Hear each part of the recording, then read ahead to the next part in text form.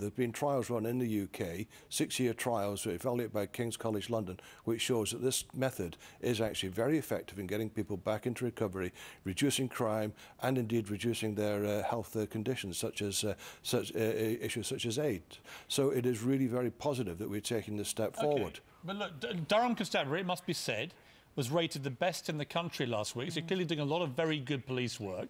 And I don't dispute that some of these studies have been successful. But surely the onus on law enforcement should be to stop people breaking the law, which is not just a crime committed by addicts, but the addiction itself is illegal. To take heroin is supposed to be illegal in this country.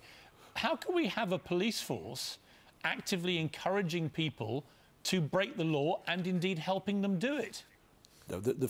The first issue here is that the purpose of policing is to prevent crime. That's the very first thing. And by taking these early intervention steps, such as we do to fund organisations such as the Youth Offending Service, we're actually being proactive, getting on the front foot and actually reducing the level of crime, reducing the level of victims. We can actually legally assist individuals in this way back to recovery. And this is the point that people are missing.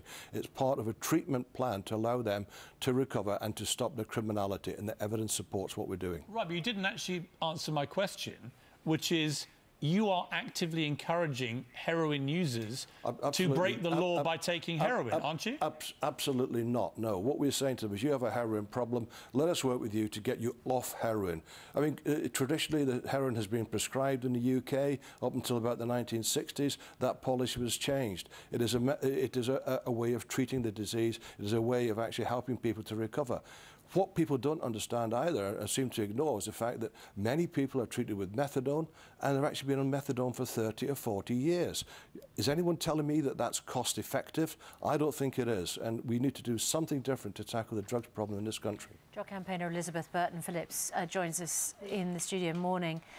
You've been through the worst consequences of heroin addiction. You lost one of your sons to it. Yes, yeah. Your other son was also an addict, but managed to pull himself out of that. That's right. When you see a policy like this, what is your response?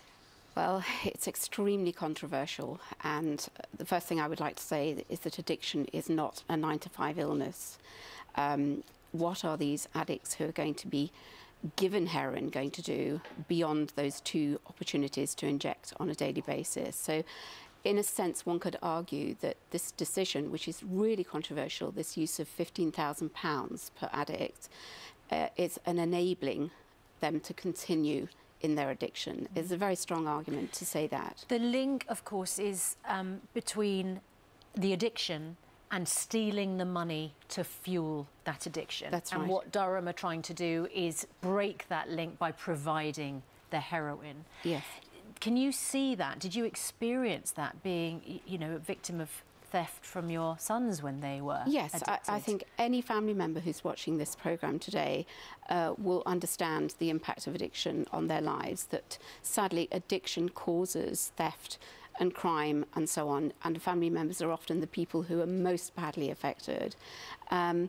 Addicts will see this, I think, as an opportunity to get free heroin, but not necessarily focus on recovery, because what's really, really important is that there is a recovery program in place, not just giving them heroin to use twice a day, but there's a structured recovery program in place. Let's go back to Ron Hogg. I mean, Ron Hogg, you've got a mother there who's a campaigner, but a mother who lost one son to heroin and nearly lost another, right, very passionately against this. And she makes a good point. If you're going to spend £15,000 on each of these addicts giving them heroin, would that money not be better off if they're committing crimes, arresting them for the crime and forcing them into a rehab, detox, getting them off the heroin? I mean, that would cost, presumably, not a lot more than the $15,000 you're doing shoveling more heroin into their body, wouldn't it? Not necessarily so. To be honest, the cost effectiveness of these regimes is yet to be proven entirely if you're talking about arresting and so forth. Let's be clear, we've had the Misuse of Drugs Act in since 1971 and we haven't arrested our way out of this problem yet. What I would say to Elizabeth is that I have total admiration for what she has done after the tragedy she suffered, and I would give Elizabeth an open invitation to come to Durham to see what it is we're seeking to do, because there is a wider treatment programme there.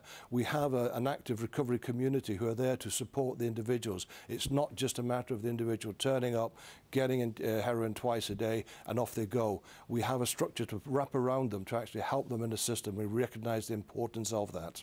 OK, Ron Hogg. Just one last question. Why is it that you would tackle drugs in this way? I mean, if you're tackling obesity, you don't give people who are obese endless Big Macs and donuts. If you're tackling smoking, you don't give them endless extra packs of cigarettes. Why are drugs a particular thing where the answer is to give them more drugs? We're tackling it this way because there is evidence, as I said, there was a 6-year trial run in Britain, in Darlington, London and in Brighton, evaluated by King's College London, which showed that this regime is effective with certain people, not for every addict, it's not appropriate for every addict, but with certain people it will work and it delivers.